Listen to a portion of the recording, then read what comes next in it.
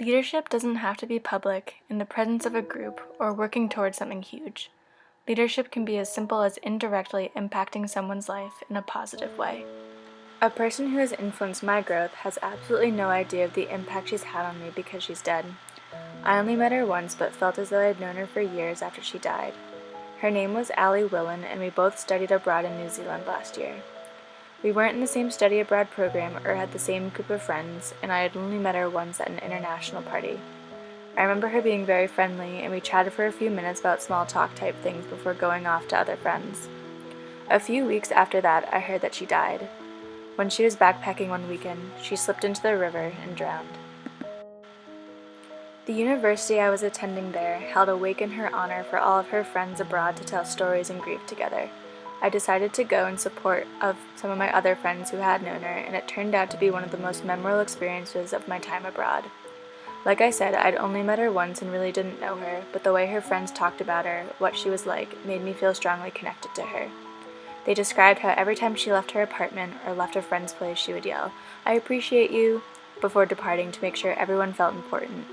And how, if she had some time to kill when walking down the street or in between classes, she would stop to take homeless people out to eat and listen to their stories. Or how she was pen pals with a few inmates because everyone deserves human connection and a chance for their story to be listened to. I left the service thinking, wow, the world really lost a beautiful person, someone who really would have made an impact because she has had a profound impact on me just by hearing about the type of person she was. There's a TED Talk about lollipop moments, meaning those moments when someone has had a great impact on you and they might not even know it, and how this is how people can practice everyday leadership.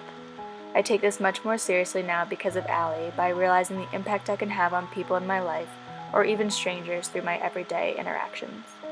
We need to redefine leadership as being about lollipop moments. How many of them we create, how many of them we acknowledge, how many of them we pay forward, and how many of them we say thank you for.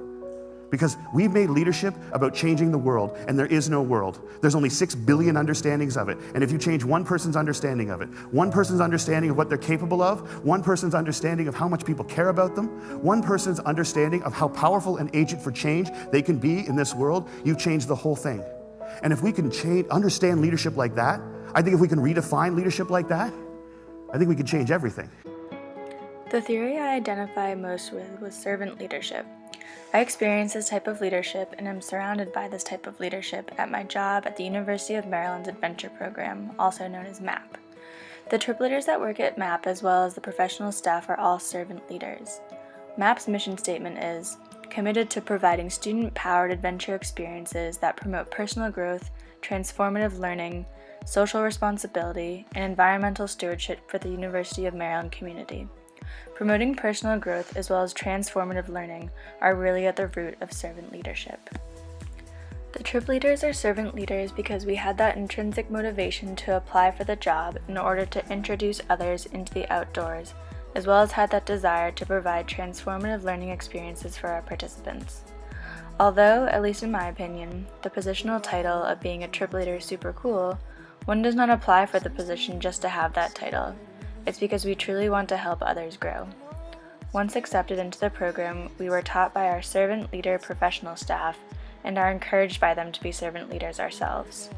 Throughout the process, we learn about active listening skills, situational awareness, planning and preparing, environmental stewardship, empathy, and promoting personal growth in others.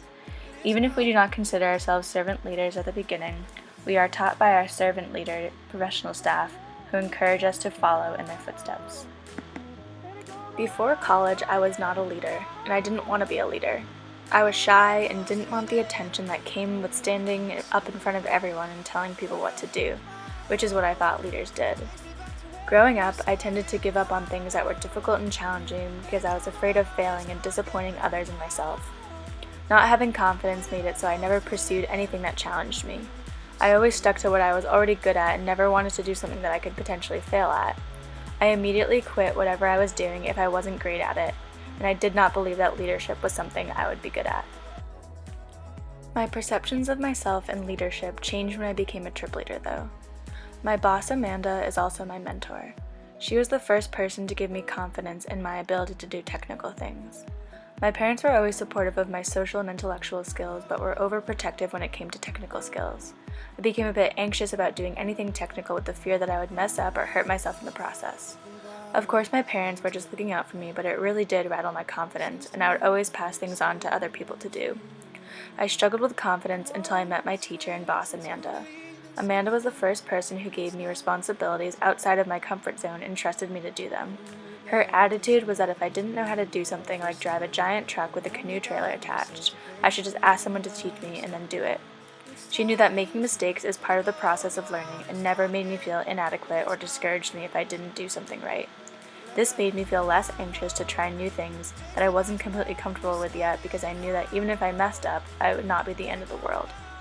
Amanda completely influenced my growth because she gave me that initial confidence in my abilities, which led me to realize that I can do these things. Now it's almost like a snowball effect where if I keep pushing myself to do things I'm a bit scared of, I realize I can do it and then go on to do even bigger things. This is the type of experience I want to provide for others. I knew from an early age that my passion and purpose in life was to help people in some way. After being a psych major here at UMD and being a trip leader at MAP, I realized I can fulfill this through being a wilderness therapist, which is a combination of outdoor recreation and group therapy sessions. My passion and my leadership philosophy are effortlessly intertwined because ultimately it comes down to empowering individuals to do more than they ever thought possible. It starts out small by focusing on one person at a time, but quickly expands as those individuals venture out to do amazing things with their lives and in the world.